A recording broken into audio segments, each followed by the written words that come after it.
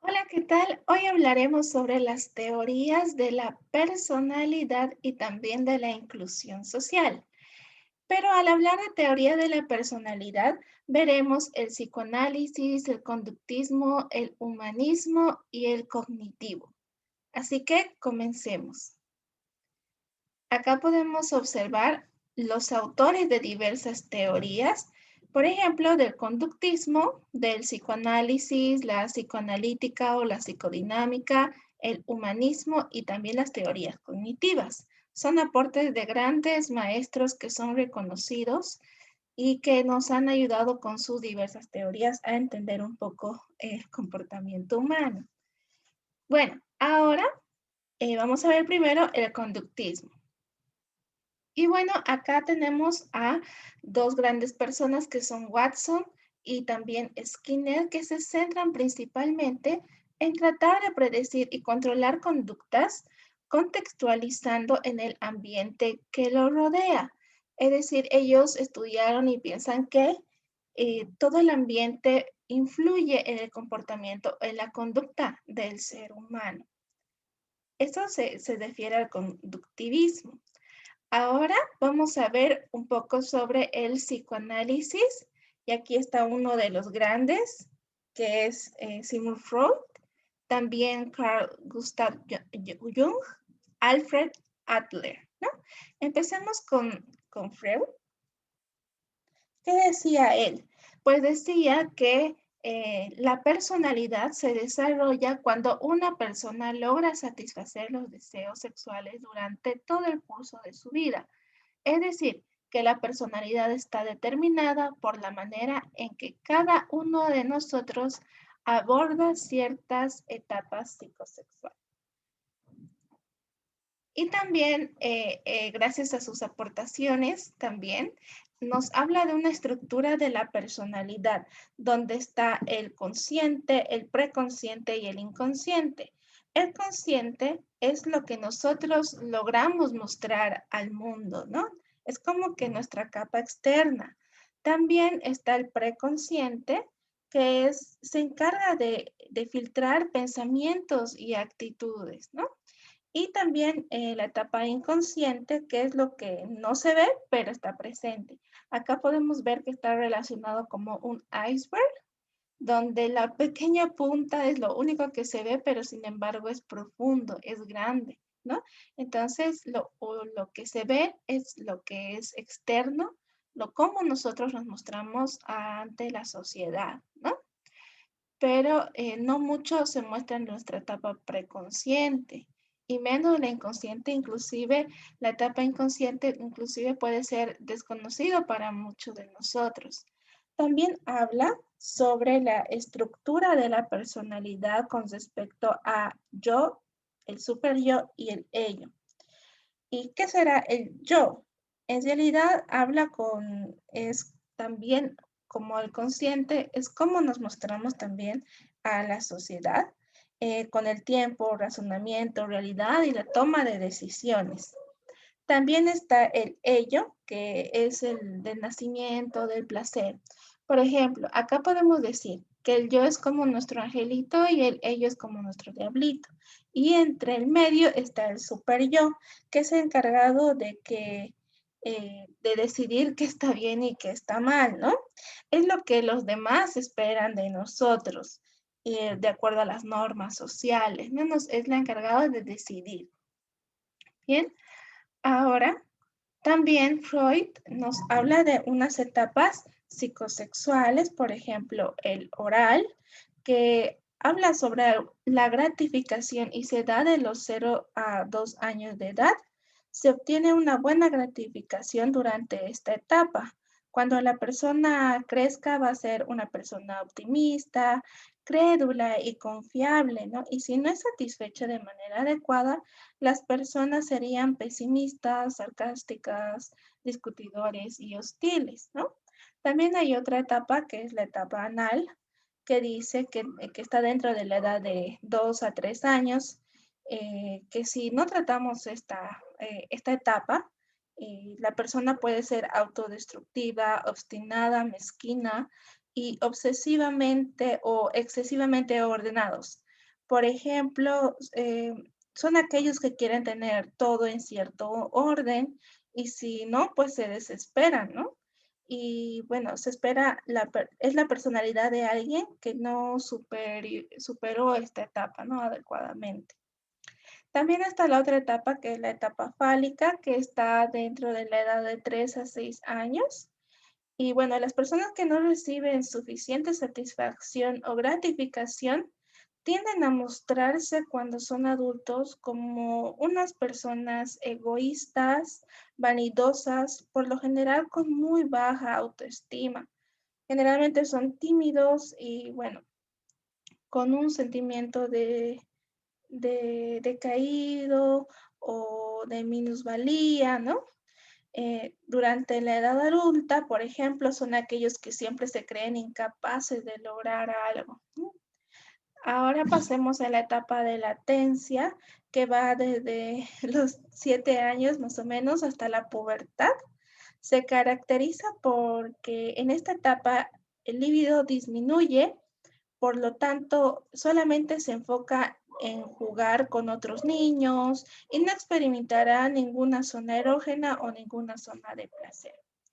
Y ahora vamos con la etapa genital, que bueno, es la zona adulta. En esta etapa, si no logramos abordar adecuadamente la satisfacción, se desarrollan personas con baja autoestima, con problemas de relacionarse con los demás, y bueno, si se desarrolla de manera adecuada, pues son personas responsables y que se preocupan por los demás. De eso, estas son las aportaciones de Freud, ¿no? Ahora vamos también con la teoría que nos habla Carl Gustav, que es una teoría psicodinámica, y decía que la personalidad está compuesta por ciertos rasgos, por lo que nos conoce la gente y actitudes, ¿no? Y también él habla de que de esta parte de las etapas, ¿no? De la adultez temprana, la pubertad, la adolescencia y también una edad madura. También habla de tipos de personas, que hay dos tipos para él, que son las personas introvertidas y también extrovertidas, ¿no? Bueno, también podemos hablar acá un poquito sobre la adultez temprana o la pubertad, que está influenciada mayormente, ¿no? Esta etapa por el medio, como ser los adultos que lo rodean, ¿no? Y en la adolescencia, bueno, empiezan a desafiar y plantearse sus propias metas y aspiraciones. Y en la edad madura, aquí se experimenta como una crisis personal, ahí afloran sentimientos de desesperación, pero importa acá más lo espiritual que lo material, ¿no? Entonces ya es como que razonamos un poco más en la edad madura y vemos si estamos viendo bien o qué es lo que podemos hacer, ¿no? Eso. Ahora veamos también la teoría de Alfred Adler. ¿Qué dice él? Que nos da también una teoría psicodinámica, y dice que la personalidad está constituida por un carácter y que cada individuo tiene propio de vivir y que posee, que es único e irrepetible, ¿no? Entonces acá él nos está diciendo que la personalidad está definida por el carácter de una persona, ¿no? Y que, bueno, es único e irrepetible. No es como que dos personas van a tener la misma personalidad o el mismo carácter. Cada uno es único. De eso nos habla Adler, ¿no? Y también nos habla sobre los principios que configuran el carácter. Habla sobre la precocidad, que inicia a los primeros años de vida, y es cuando el niño muestra un carácter en su hogar, en la escuela o con los adultos que están a su alrededor. Y aquí es donde se empieza a formar el carácter y que va a tener durante toda su vida, ¿no? Y también habla sobre sobre lo teológico, que nos indica que aquí el carácter que uno tenga va a garantizar que logremos ciertos objetivos que nos planteemos en un futuro. Van a ser punto de referencia para empezar a lograrlos.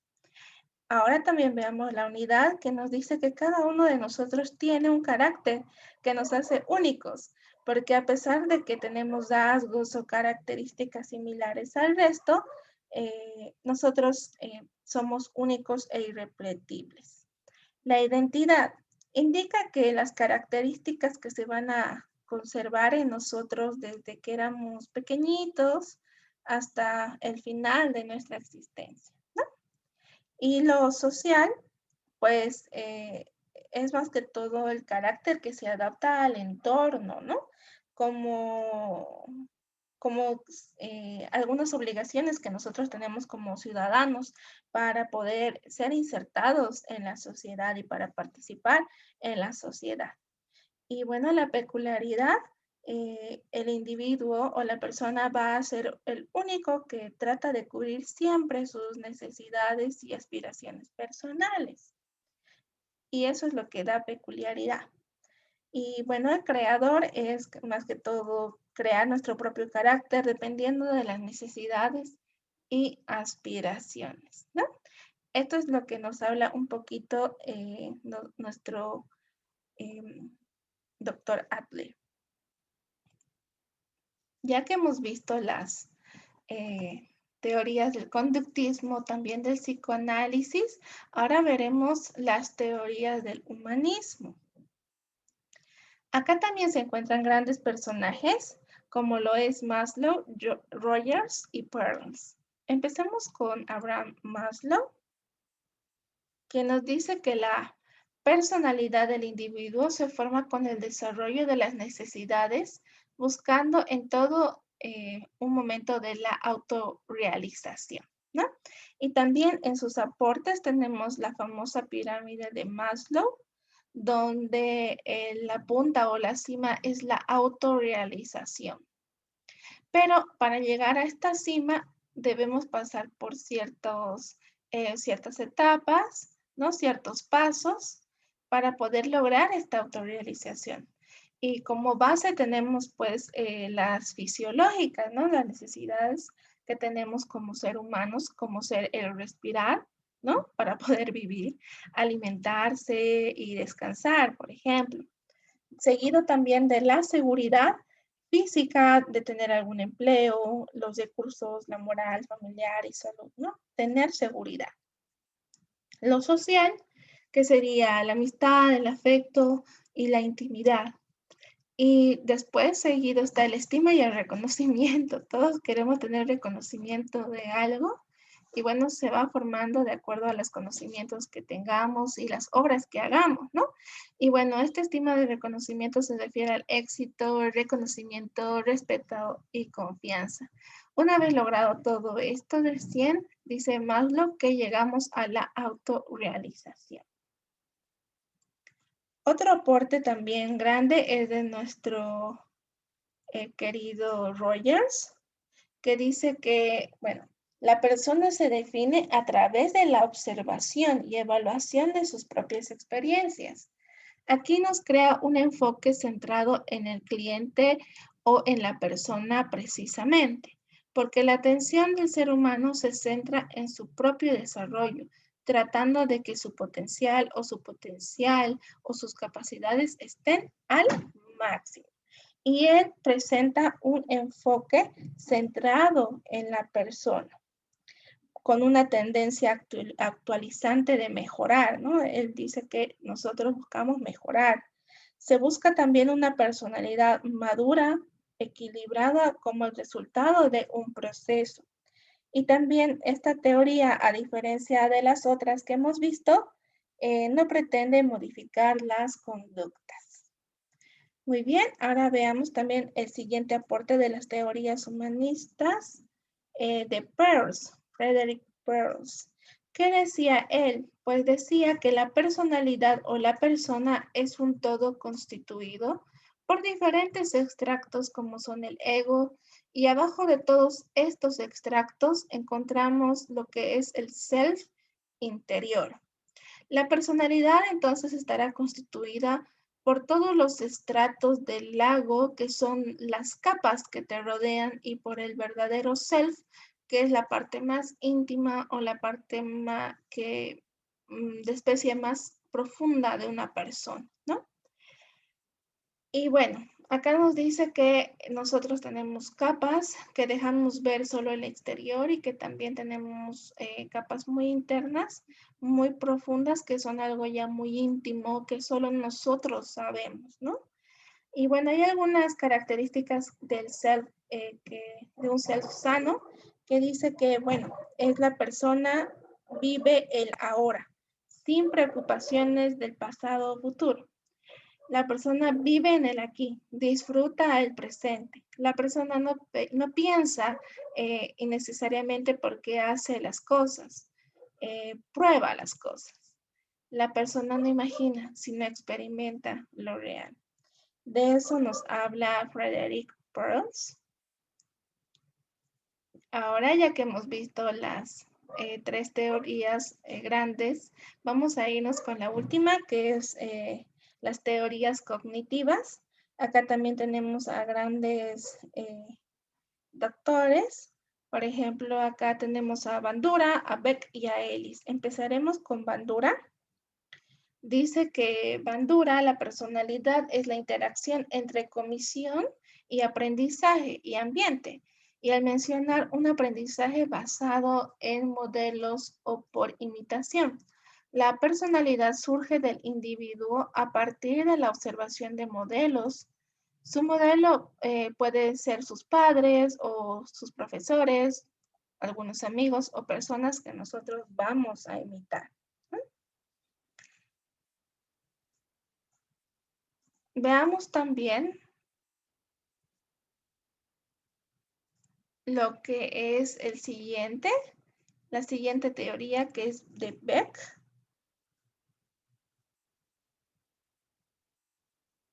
Nos dice Beck que la personalidad está conformada por comisiones, emociones y conductas, las cuales están moldeadas por valores precisamente. Nos dice que nuestra personalidad es un reflejo de lo que hemos aprendido y hemos adquirido de las personas que nos rodean, ¿no? Eso nos dice Beck.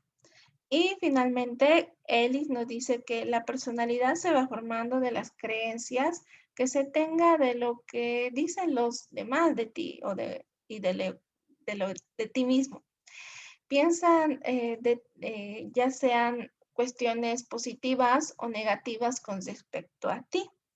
Y también él daba sus aportaciones sobre la responsabilidad y la aceptación. Habla de la responsabilidad de los propios actos porque uno es capaz de modificar lo que le conviene o lo que no, porque la finalidad del ser humano es ser feliz. Y bueno, con respecto a la autoaceptación, es simplemente querernos, valorarnos, respetarnos, aceptar tal y como somos, siempre y cuando estas características no nos hagan daño, porque siempre tenemos la oportunidad de crecer, por eso es que debemos querernos y respetarnos y valorarnos. Estas son las aportaciones de estos tres grandes, pero también continuando o acotando un poco más sobre el trabajo de Bandura,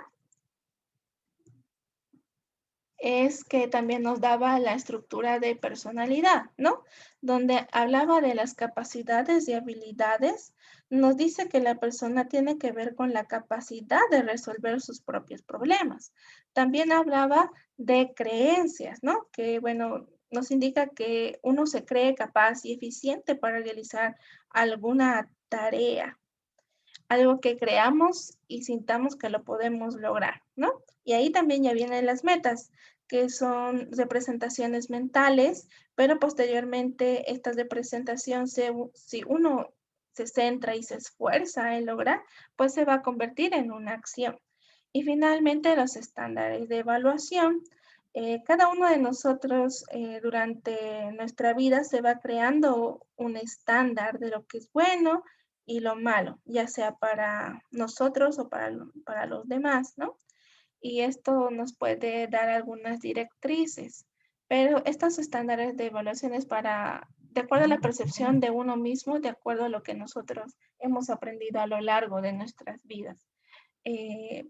Lo que puede ser bueno para uno, para otro quizás pueda ser malo. Es por eso que es de acuerdo a uno, ¿no? Y bueno, ya hemos visto las aportaciones también de Beck y Ellis. Finalmente, hemos terminado con todas las teorías de personalidad y vamos a hablar un poquito sobre la inclusión social. Y me gustó esta frase donde dice, todo lo bueno empieza sin barreras, pues nosotros como sociedad debemos de asegurar o dar alguna garantía sobre los derechos humanos, la dignidad y la ciudadanía activa de todas las personas que la componen, tales como son las personas con discapacidad o ahora llamadas con capacidades diferentes, que son aquellas que tienen deficiencias físicas o pueden tener deficiencias mentales, sensoriales o a corto o largo plazo, que al interactuar con diversas barreras pueden impedir su participación plena y efectiva en la sociedad en igualdad de condiciones con los demás, con las demás personas, ¿no? También podríamos hablar de las personas que tienen una cierta condición económica o quizás un pensamiento diferente.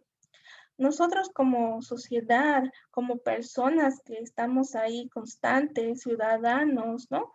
Y, y hermanos bajo un mismo cielo, debemos tratar de incluirlos, es decir, tratar a todos con el mismo respeto, respetar a quienes son similares a nosotros, así como a aquellos que son diferentes. Esto implica aceptar las diferencias, eliminar los prejuicios y juicios inconscientes, porque al final todos somos seres humanos con un mismo corazón que podemos sentir y apreciar a los demás y la vida. Y bueno, finalmente, me gusta también esta imagen donde dice, incluir no es dejar entrar, es dar la bienvenida. Pues yo los animo a que demos la bienvenida a todas aquellas personas que tal vez se sienten aisladas o tristes por el hecho de que son diferentes, pero si vemos todo el panorama, todos somos diferentes, todos tenemos inteligencias, ¿no? Entonces, de varios tipos, así que nosotros debemos incluir a todas estas personas y también a nosotros mismos, porque también nosotros somos diferentes. Y bueno, gracias, eso es todo. Chao, chao.